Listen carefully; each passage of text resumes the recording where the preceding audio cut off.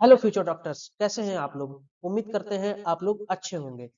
तो आज हम लोग डिस्कस करने जा रहे हैं सिलेबस ऑफ मॉडर्न फिजियोलॉजी, जिसमें हम टॉपिक्स कवर करेंगे एनसीआईएसएम के अकॉर्डिंग। ये जो सिलेबस हम डिस्कस करने जा रहे हैं ये बीएमएस फर्स्ट ईयर के स्टूडेंट्स के लिए अप्लीकेबल है, लेकिन इसे सिर्फ बीएमएस नहीं, मॉडर्न फिजियोलॉजी चूंकि सबके में एक समान है, तो समझने के पर्पज से सभी मेडिकल के स्टूडेंट्स, चाहे वो बीएमएस हो, चाहे वो बीएचएमएस हो, बीयूएमएस हो, या इवन किसी भी मेडिकल फील्ड से हो, वो सारे बच्चे इस लेक्चर को समझने के पर्पज से देख सकते हैं। तो आगे बढ़ते हैं। अब हम लोग देखेंगे कि ये जो सिलेबस हम कवर करने जा रहे हैं वो अकॉर्डिंग टू एनसीआईएस हम कवर करने जा रहे हैं। ठीक है, तो हम देखते हैं फिजियोलॉजी का पेपर वन। देखिए, फिजियोलॉजी में दो तरह के पेपर हैं, एक पेपर वन, दूसरा पेपर टू। तो फिजियोलॉजी पेपर वन के बारे में हम डिस्कस करेंगे। फिजियोलॉजी पेपर वन 40 मार्क्स का है, इसी तरीके से फिजियोलॉजी पेपर टू भी 40 मार्क्स का है। तो फिजियोलॉजी पेपर वन में हम देखते हैं क्या क्या चैप्टर्स हमें पढ़ने हैं। तो सबसे पहला चैप्टर है हमारा होम्योस्टैसिस एंड सेल बायोलॉजी। तो हम होम्योस्टैसिस एंड सेल बायोलॉजी, जैसा कि हम लोग अपने प्रीवियस क्लासेस में पढ़ रखे हैं, उसी सेल से संबंधित चीजें हम इसमें डिटेल में पढ़ेंगे। मेडिकल के फर्स्ट ईयर में, बीएमएस के फर्स्ट ईयर में हम उसी चीज को बहुत ही ज्यादा डिटेल में पढ़ेंगे। अगला दूसरा चैप्टर देखते हैं। दूसरा चैप्टर का नाम है रेस्पिरेटरी सिस्टम। जैसा कि आप फोटो में देख पा रहे हैं, इसमें लंग्स बना हुआ है। तो इसमें हम मैकेनिज्म ऑफ ब्रीथिंग देखेंगे, और किस तरीके से हम ऑक्सीजन को इनहेल करते हैं, किस तरीके से एक्सहेल करते हैं, उसके बारे में देखेंगे। चैप्टर नंबर 3 देखते हैं। चैप्टर नंबर 3 जो है वो है गैस्ट्रो इंटेस्टाइनल सिस्टम, यानी जीआईटी। तो जीआईटी के बारे में हम देखेंगे। जीआईटी चैप्टर नंबर 3 है, जो कि हमने डाइजेस्टिव सिस्टम के नाम से ऑलरेडी प्रीवियस क्लासेस में पढ़ रखा है, लेकिन मेडिकल के फर्स्ट ईयर में हम इसको बहुत ही ज्यादा डिटेल में देखने वाले हैं। अगला है चैप्टर नंबर 4। चैप्टर नंबर 4 है nervous system. Chapter number 4 nervous system है। इसमें हम न्यूरॉन्स के बारे में डिस्कस करेंगे, एक्शन पोटेंशियल क्या होता है, इस सब के बारे में डिस्कस करेंगे। नेक्स्ट चैप्टर है चैप्टर नंबर 5 एंडोक्राइन सिस्टम। इसमें हम हार्मोन्स के बारे में डिस्कस करेंगे, जैसा कि हम लोग लास्ट ईयर पिछले क्लासेस में पढ़ रखे हैं कि क्या क्या चीजें हैं इसमें। ठीक है, तो हम आगे बढ़ते हैं। इसी तरीके से फिजियोलॉजी का पेपर 2 है, जो कि 40 मार्क्स का है। फिजियोलॉजी के पेपर 2 में टोटल 8 चैप्टर्स हैं। उनके बारे में देखते हैं कौन कौन से चैप्टर्स हैं। सबसे पहले देखते हैं चैप्टर 1। चैप्टर 1 जो है वो है हीमोपोएटिक सिस्टम, यानी ब्लड। हीम का मतलब होता है ब्लड, हीमोग्लोबिन से लिया गया हीम। हीम का मतलब ब्लड, यानी इसमें हम ब्लड के बारे में देखेंगे। आरबीसी क्या होता है, डब्ल्यूबीसी क्या होता है, प्लेटलेट्स क्या होते हैं, इसके बारे में हम देखेंगे। नेक्स्ट चैप्टर है हमारा इम्यूनिटी। इम्यूनिटी में हम लोग देखेंगे two types of immunity, acquired immunity और एक्टिव इम्यूनिटी, पैसिव इम्यूनिटी। इसके बारे में हम लोग डिस्कस करेंगे। चैप्टर नंबर 3 की बात करें तो चैप्टर नंबर 3 का नाम है कार्डियोवैस्कुलर सिस्टम। कार्डियोवैस्कुलर सिस्टम में हम लोग हार्ट के बारे में पढ़ेंगे। हार्ट में क्या क्या चीजें होती है, कितने चैम्बर्स होते हैं, और फिर ब्लड का सर्कुलेशन कैसे होता है, ब्लड प्रेशर के बारे में हम इसी में पढ़ेंगे। ठीक है, तो आगे हम देखते हैं चैप्टर नंबर 4। चैप्टर नंबर 4 जो कि है मसल फिजियोलॉजी। इसमें हम मसल्स के बारे में पढ़ेंगे, चाहे वो डेल्टाइड मसल्स हो, बाइसेप्स मसल्स हो, ट्राइसेप्स मसल हो, इनके बारे में हम स्टडी करेंगे। फिर मसल्स का कॉन्ट्रैक्शन कैसे होता है, इसके बारे में स्टडी करेंगे। चैप्टर नंबर 5 जो कि है एडिपोज टिश्यू। एडिपोज टिश्यू यानी फैटी टिश्यूज, इसके बारे में हम एडिपोज टिश्यू नाम के चैप्टर में पढ़ेंगे। एलडीएल क्या होता है, वीएलडीएल क्या होता है, इस सब के बारे में पढ़ेंगे। फिर अगला देखते हैं चैप्टर नंबर 6। चैप्टर नंबर 6 में हम रिप्रोडक्टिव सिस्टम के बारे में पढ़ेंगे। रिप्रोडक्टिव सिस्टम में male reproductive system and female reproductive system के बारे में हम लोग स्टडी करेंगे। अगला देखते हैं चैप्टर नंबर 7 एक्सक्रीटरी सिस्टम।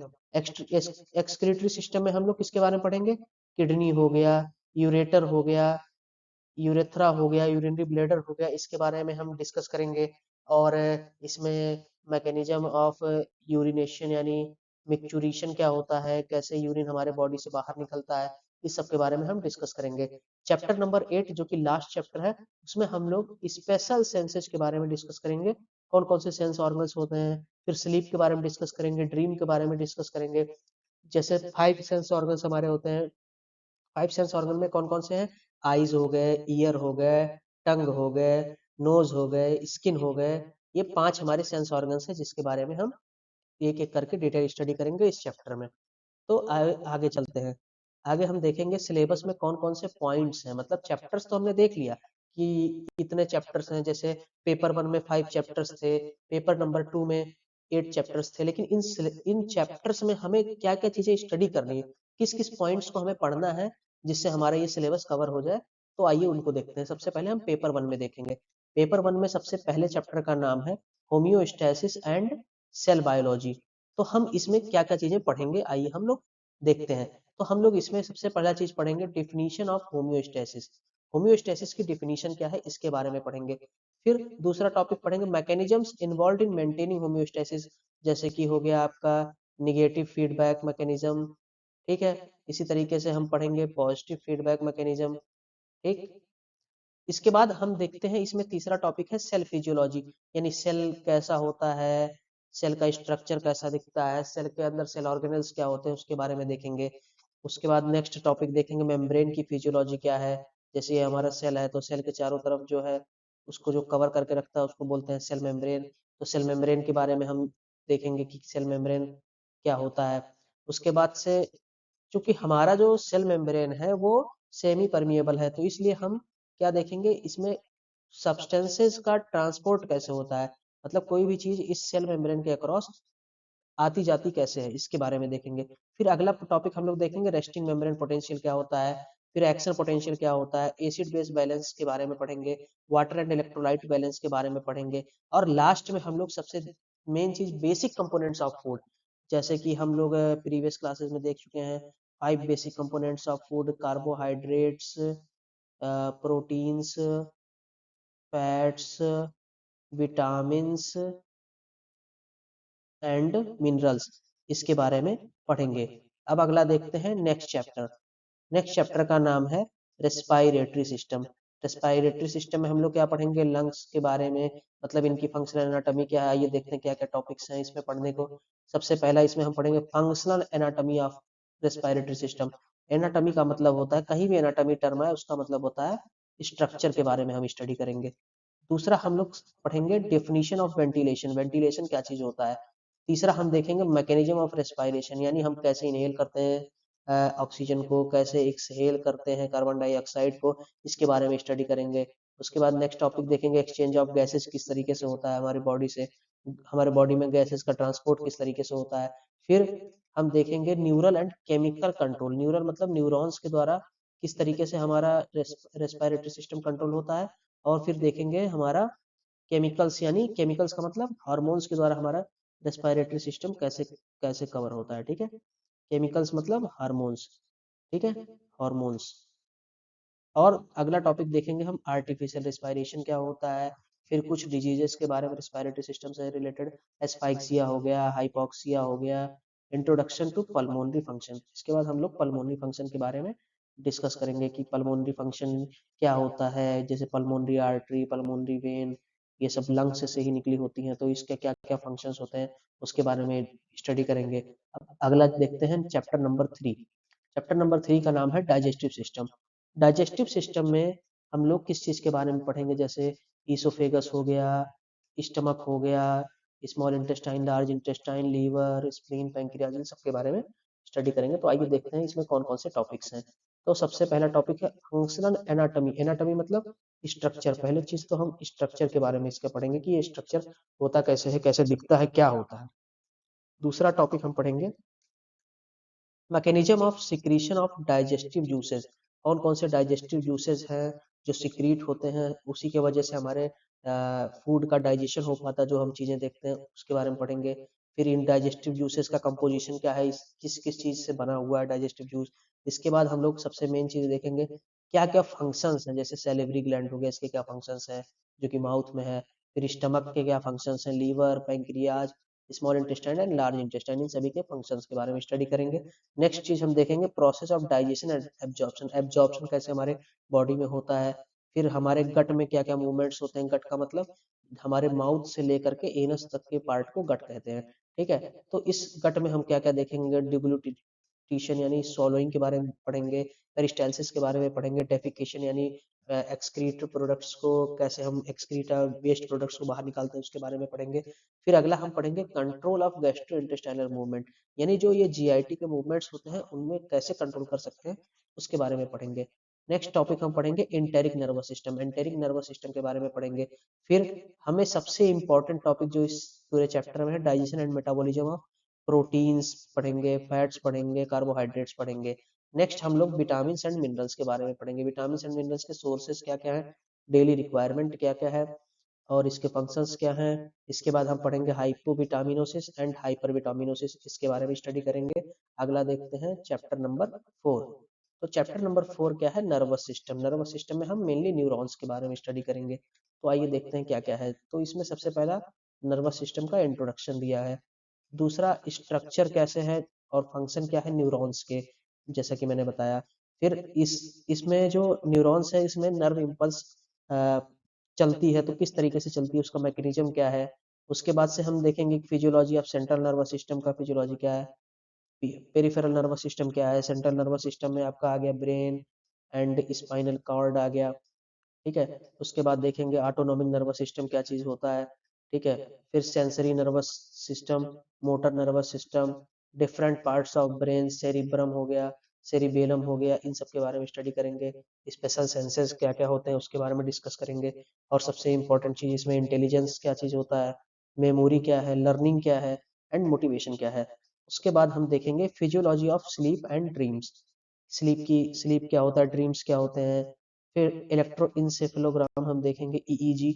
इसके बाद हम फिजियोलॉजी ऑफ स्पीच, जो कि अक्सर क्वेश्चन पूछ लिया जाता है, इसके बारे में देखेंगे। फिर फिजियोलॉजी ऑफ टेम्परेचर रेगुलेशन, इसके बारे में देखेंगे। नेक्स्ट चैप्टर हमारा है एंडोक्राइन सिस्टम। एंडोक्राइन सिस्टम में हम किस किस चीज के बारे में पढ़ेंगे, आइए हम देखते हैं। तो सबसे पहले हम इसका जनरल इंट्रोडक्शन पढ़ेंगे, फिर हार्मोन्स के बारे में पढ़ेंगे, उसके क्या क्लासिफिकेशंस हैं, हार्मोन्स के क्या प्रॉपर्टीज हैं, क्या कैरेक्टरिस्टिक्स हैं, इसके बारे में पढ़ेंगे। सभी इंडोक्राइन ग्लैंड्स की फिजियोलॉजी पढ़ेंगे, फंक्शन ऑफ इंडोक्राइन ग्लैंड्स पढ़ेंगे। फिर हार्मोन का हमारे बॉडी पर क्या इफेक्ट पड़ता है उसके बारे में पढ़ेंगे। तो अब ये पेपर 1 खत्म हो गया, अब हम लोग डिस्कस करने जा रहे हैं सिलेबस के पॉइंट्स किसके, पेपर 2 के, यानी फिजियोलॉजी का पेपर 2, जो कि ऑलरेडी मैंने बताया है कि 40 मार्क्स का पेपर 2 भी है और पेपर 1 भी 40 मार्क्स का है। तो पेपर 2 में हम लोग देखेंगे कि कौन कौन से चैप्टर्स और उसमें क्या क्या पॉइंट्स हमें सिलेबस में पढ़ने हैं। तो सबसे पहले चैप्टर का नाम है हीमोपोएटिक सिस्टम। हीम का मतलब हमेशा ध्यान रखें, हीम का मतलब होता है ब्लड। तो हम इसमें ब्लड से संबंधित चीजें पढ़ेंगे। तो आइए देखते हैं हम इसमें क्या क्या चीजें पढ़ेंगे। तो सबसे पहले हम ब्लड का एंड ब्लड सेल्स के कंपोजिशन एंड फंक्शंस के बारे में स्टडी करेंगे। दूसरा पॉइंट हम हीमोपोइसिस के बारे में पढ़ेंगे। इसमें हम देखेंगे कि आरबीसी का फॉर्मेशन कैसे होता है, फिर डब्ल्यूबीसी का कैसे होता है, फिर प्लेटलेट्स का फॉर्मेशन किन किन स्टेजेस में होता है। नेक्स्ट थर्ड टॉपिक हम देखेंगे जिसका नाम है composition and function of bone marrow का क्या क्या फंक्शंस होते हैं, कैसे बोन मैरो दिखता है, इसके स्ट्रक्चर के बारे में देखेंगे। फिर अगला टॉपिक देखेंगे कि हीमोग्लोबिन का फंक्शन क्या होता है। हीमोग्लोबिन जो कि हीम प्रोटीन के चारों तरफ ये ग्लोबिन नाम की चेन होती है, तो ये हीमोग्लोबिन के बारे में देखेंगे। फिर मैकेनिज्म ऑफ ब्लड क्लॉटिंग, कैसे ब्लड क्लॉट होता है, जैसे कहीं पर अगर कट कट लग जाता है तो उसके बाद ब्लड का क्लॉटिंग होने लगता है, किस तरीके से होता है, वहाँ पे प्लेटलेट से रिलीज होते हैं, इस सब के बारे में पढ़ेंगे। एंटी कोगुलेंट्स जो ब्लड को कोएगुलेट होने से रोकते हैं उनके बारे में स्टडी करेंगे। देन हम ब्लड ग्रुप्स के बारे में पढ़ेंगे, जैसा कि आप लोग जानते हैं किसी का ब्लड ग्रुप ए होता है, किसी का बी होता है, किसी का ए बी होता है, किसी का ओ ब्लड ग्रुप होता है, किसी का बी पॉजिटिव होता है। तो इस तरीके से इसके बारे में स्टडी करेंगे। फिर प्लाज्मा प्रोटीन्स क्या होते हैं और इसमें डिजीज कौन कौन सी डिस्कस करेंगे, anaemia and jaundice, 2 types of disease. तो चलिए अब आगे बढ़ते हैं। अगला चैप्टर का नाम है इम्यूनिटी। इम्यूनिटी में हम लोग, जैसा कि आप डायग्राम देख पा रहे हैं, ये है एंटीबॉडी का डायग्राम। तो हम इसके बारे में इसमें बढ़िया से डिस्कस करेंगे कि क्या क्या चीजें आएंगी इसमें। तो सबसे पहले हम इसके क्लासिफिकेशन को देखते हैं, innate immunity, acquired immunity and artificial immunity के बारे में पढ़ेंगे। फिर कौन कौन से मैकेनिज्म इम्यूनिटी में इन्वॉल्व हैं, जैसे ह्यूमोरल, बी सेल मेडिएटेड या टी सेल मेडिएटेड इम्यूनिटी, इसके बारे में पढ़ेंगे। फिर हाइपर सेंसिटिविटी, जिनको बहुत लोगों का इम्यून सिस्टम बहुत तेजी से रिस्पॉन्स करने लगता है, तो वो हाइपर सेंसिटिविटी के बारे में पढ़ेंगे। एलर्जी वगैरह क्या चीज होती है, आगे चलते हैं। चैप्टर नंबर 3 हम क्या है, कार्डियोवास्कुलर सिस्टम। कार्डियोवास्कुलर सिस्टम में जैसा कि आप डायग्राम ऊपर देख पा रहे हैं, कि हम इसमें मेनली हार्ट के बारे में पढ़ेंगे। तो आइए हम देखते हैं कि क्या क्या टॉपिक्स इसमें पढ़ने हैं। तो सबसे पहला इसमें कार्डियोवास्कुलर सिस्टम की एनाटॉमी पढ़नी है। एनाटॉमी मतलब मैंने ऑलरेडी बताया है, स्ट्रक्चर। स्ट्रक्चर के बारे में स्टडी करेंगे। फिर हम इसके में कार्डियक साइकिल का बात करेंगे। फिर हार्ट साउंड्स, कौन कौन से हार्ट साउंड्स होते हैं। जैसे दो तरीके के हार्ट साउंड होते हैं, मेनली लब हो गया, डब हो गया। फिर आगे हम देखेंगे regulation of cardiac output and venous return, इसके बारे में देखेंगे। फिर ईसीजी के बारे में देखेंगे, ईसीजी क्या होता है। फिर हार्ट रेट के बारे में देखेंगे और इसको रेगुलेट कैसे होता है। फिर हम आर्टेरियल पल्स के बारे में देखें, पल्स जो कि आप लोग अक्सर देखते हो, डॉक्टर पल्स पकड़ के बताता है कि फीवर है कि नहीं है, इसके बारे में। फिर अगला हम देखेंगे सिस्टमिक आर्टेरियल ब्लड प्रेशर क्या होता है। ब्लड प्रेशर किसी का हाई हो जाता है, किसी का लो हो जाता है। आजकल अक्सर बहुत सारे ब्लड प्रेशर के पेशेंट आपको मिल जाएंगे और इसका कंट्रोल क्या है, इसके बारे में हम स्टडी करेंगे। तो नेक्स्ट चैप्टर देखते हैं, चैप्टर नंबर 4। चैप्टर नंबर 4 का नाम है मसल फिजियोलॉजी। इसमें हम लोग मेनली किसके बारे में पढ़ेंगे, मसल्स के बारे में। हमारी बॉडी कौन कौन से मसल्स होते हैं उसके बारे में स्टडी करेंगे। तो सबसे पहले हम स्केलेटल मसल के बारे में पढ़ेंगे, कार्डियक मसल के बारे में पढ़ेंगे और स्मूथ मसल के बारे में पढ़ेंगे डिटेल में। फिर हम मेन सबसे इंपॉर्टेंट टॉपिक जहाँ से हमेशा सवाल पूछे जाते हैं, वो हम मसल कॉन्ट्रैक्शन के बारे में स्टडी करेंगे। नेक्स्ट चैप्टर नंबर 5 है। चैप्टर नंबर 5 का नाम है एडिपोज टिश्यू। एडिपोज टिश्यू के बारे में पढ़ेंगे।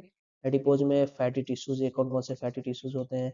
इसमें मेनली हम पढ़ेंगे very low density lipoprotein, low density lipoprotein, ठीक है। इसके बाद हम पढ़ेंगे हाई डेंसिटी लिपोप्रोटीन, ट्राइग्लिसराइड्स, इसके बारे में। अब इसमें मेनली हम स्किन के फंक्शंस पढ़ेंगे। अक्सर ये 5 मार्क्स में कभी कभी पूछ लिया जाता है। उसके बाद हम लोग स्वेट ग्लैंड्स के बारे में पढ़ेंगे, फिर सीबीसी ग्लैंड्स के बारे में पढ़ेंगे। फिर अगला चैप्टर नंबर 6 है। चैप्टर नंबर 6 का नाम है रिप्रोडक्टिव सिस्टम। चैप्टर नंबर 6 में हम लोग male and female reproductive system के बारे में हम स्टडी करेंगे। तो देखते हैं इसमें क्या क्या टॉपिक है। तो सबसे पहला male and female reproductive system. इसके बाद हम लोग पढ़ेंगे कि ओव्यूलेशन क्या होता है, स्पर्मेटोजेनेसिस क्या होता है, स्पर्म का फॉर्मेशन कैसे होता है मेल की बॉडी में। फिर oogenesis देखेंगे। इसके बाद हम लोग मेंस्ट्रुअल साइकिल का डिस्कस करेंगे कि क्या क्या चीज होता है। उसके बाद चैप्टर नंबर 7 देखते हैं। चैप्टर नंबर 7 हमारा है एक्सक्रीटरी सिस्टम। एक्सक्रीटरी सिस्टम में हम मेनली किडनी के बारे में देखेंगे, किडनी क्या होता है, यूरेटर्स क्या है, और फिर ये यूरिनरी ब्लैडर क्या है, यूरेथ्रा क्या है, इसमें कैसे कैसे फिजियोलॉजी होती है, क्या क्या फंक्शंस होते हैं, उसके बारे में देखेंगे। तो सबसे पहला हम इसकी एनाटॉमी पढ़ेंगे। जैसा कि मैंने ऑलरेडी बता रखा, स्ट्रक्चर को एनाटॉमी बोलते हैं। फिर फंक्शंस ऑफ किडनी के बारे में पढ़ेंगे, किडनी के क्या क्या फंक्शंस हैं। इसके बाद हम फॉर्मेशन ऑफ यूरिन कैसे होता है ये इसके बारे में पढ़ेंगे। फिर मिक्चुरेशन, कैसे हम यूरिन को बाहर निकालते हैं, इसके बारे में डिस्कस करेंगे। फिर हमारे फीसेस कैसे बनते हैं, फिर वो बाहर कैसे निकलते हैं, उनका डेफिकेशन किस तरीके से होता है उसके बारे में, मतलब हम पूरा एक्सक्रीशन को अच्छे से इसमें समझेंगे। चैप्टर नंबर 8 अब नहीं है, चैप्टर नंबर 7 तक ही है। तो इसी के साथ थैंक यू।